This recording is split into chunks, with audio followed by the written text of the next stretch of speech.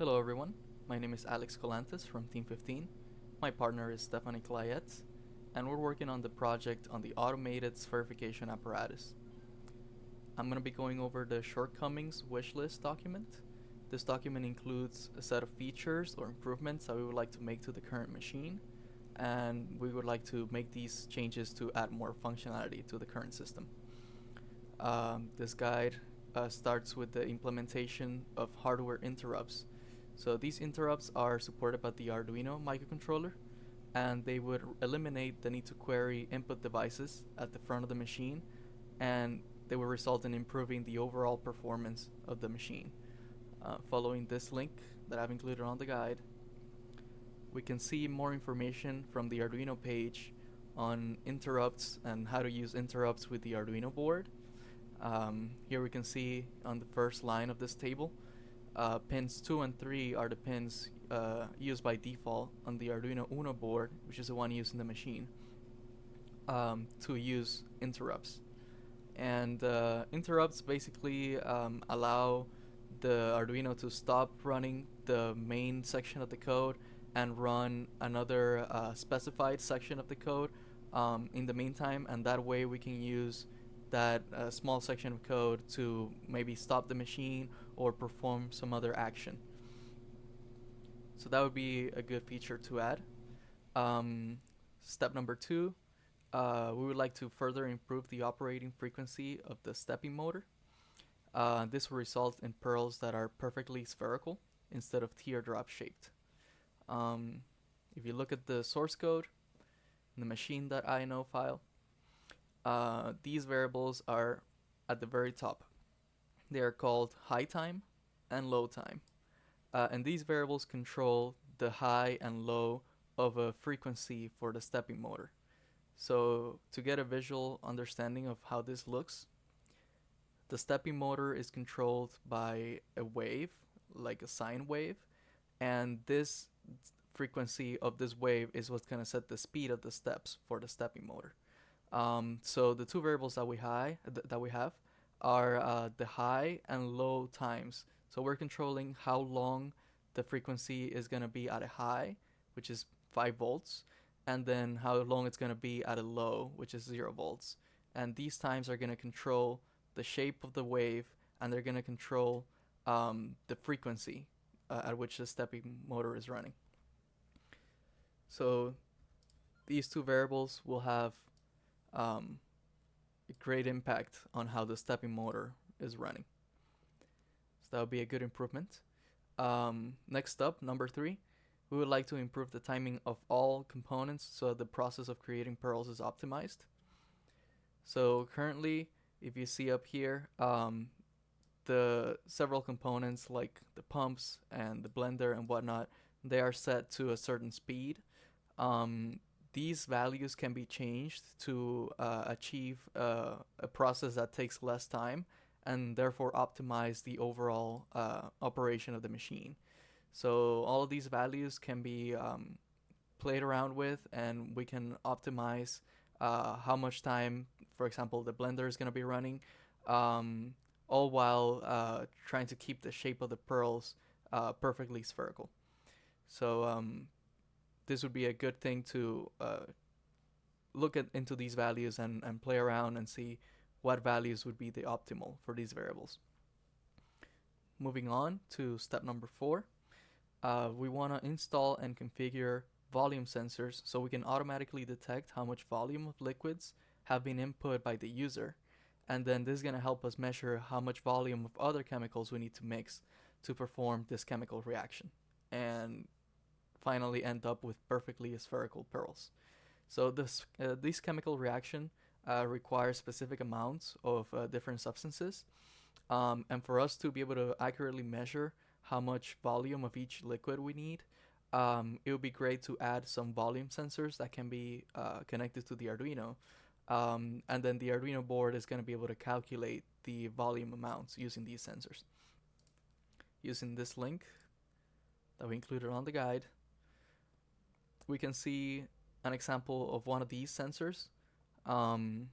These are inline volume sensors, so you can put tubing on both ends, and they are going to measure how much fluid is passing through the sensor. So it's a great way to calculate, measure how much volume you are putting into the blender, for example, or out of the blender, or into any of the other cartridges.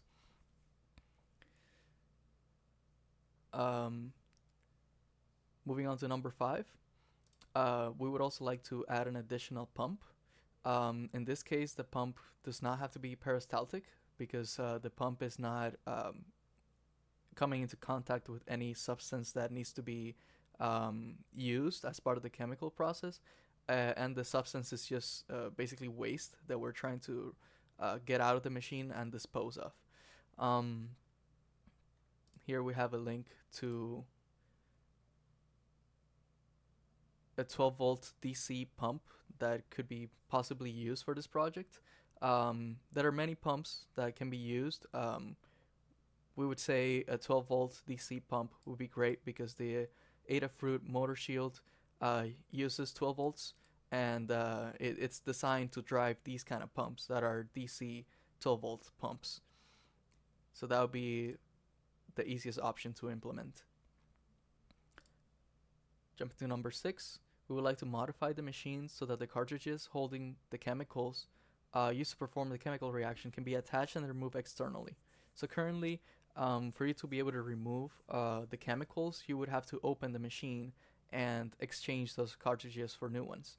We would like to change this system and have the option to remove the cartridges and install new ones externally from the outside of the machine. So that would require installing some tubing on the outside of the machine that can then be routed to some cartridges on the outside. Moving on to number 7, we would like to upgrade the LCD display.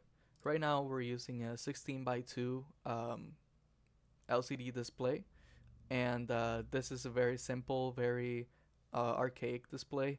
It doesn't allow for you to show much detail of what you're doing.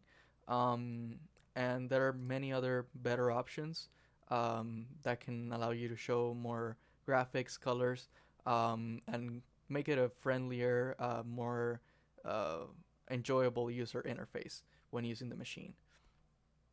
So if you follow this guide, you can see several possible display options that you can use.